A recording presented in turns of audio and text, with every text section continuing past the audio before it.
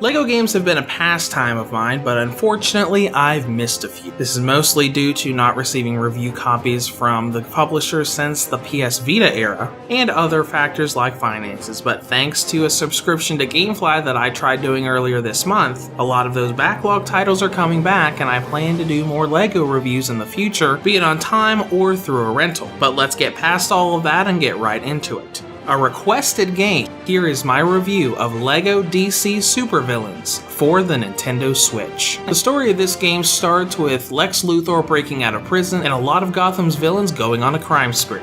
When the Justice League tries to interfere and capture them, doppelgangers of themselves appear from another world known as the Justice Syndicate, quickly catching them off guard and making them disappear. Going off of Harley Quinn as a witness to these events, the Legion of Doom then starts investigating this so-called Justice Syndicate so they can find out what they want and get rid of them so they won't interfere with each villain's plans. I like this story because it's centered around the villains instead of your typical comic book story of always being centered around the heroes. The Justice League is gone, so not only do a lot of villains, both minor and major, get a lot of spotlight here, but so do some of the minor heroes that are still around, like Batgirl, Nightwing, and the Teen Titans. When it comes to gameplay, this is a 3D action beat-em-up game with lots and lots of puzzle elements. As you go through each stage of the game, you're going to be solving puzzle after puzzle after puzzle to open up paths to new areas, as well as having some bosses to fight in beat-em-up combat. The big thing that separates this game from other LEGO games is how they incorporated the create a character concept into the main campaign. Your custom character is a part of the main story, is in almost all of the main story scenes,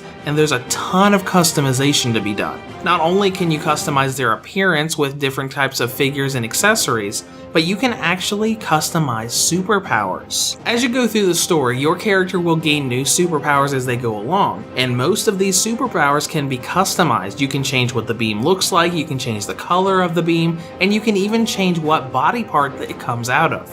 Now, outside of that, it's your typical LEGO game. You've got story stages that you can go through, and you've got a very large sandbox or open world map that you can freely explore between story stages. Now, on the map itself, it's not nearly as big as the maps in other LEGO games, like the huge map in LEGO Marvel Super Heroes 2, but it's got a lot of stuff for you to explore, and a lot of NPCs are running around that'll give you side quests.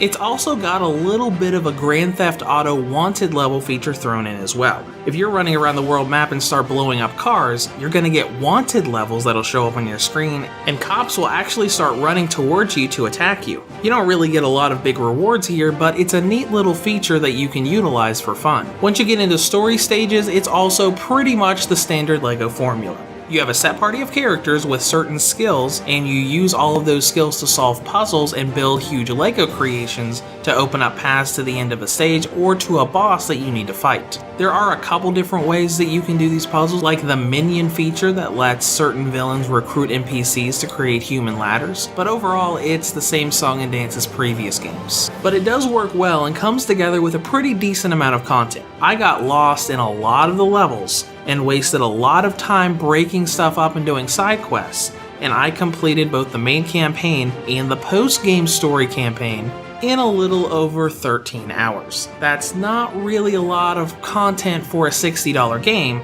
so you may want to wait for a sale, which probably won't be that long because honestly the LEGO games go on sale pretty often. Now let's get into presentation, which is pretty nice, at least graphically. The visual presentation looks really smooth, there's a lot of detail, and when you go into handheld mode, there isn't really that much blurring around the character models.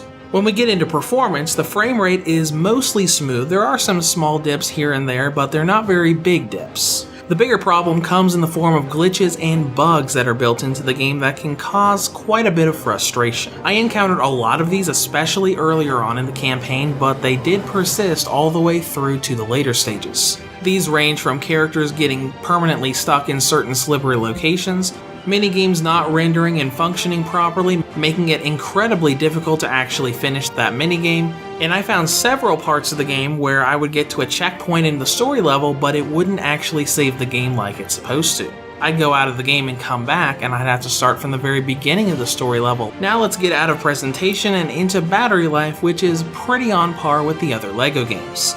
LEGO DC Supervillains has a battery range of 2 hours and 48 minutes on high settings, up to 3 hours and 6 minutes on low settings. Now, in conclusion, LEGO DC Supervillains is a very unique take on the LEGO comic book formula, offering you the perspective of villains instead of the heroes. Now, the downside, the game's got quite a few annoying bugs and glitches, and its 12 to 15 hour campaign hardly justifies the full $60 price tag. Now, I think it's a ton of fun, especially if you're a DC fan, but it's best bought on a sale than at full price. Reviews to Go rates LEGO DC Supervillains for the Nintendo Switch a 7.5 out of 10. If you have any comments or questions, feel free to leave them below. Thanks for watching and have a great day.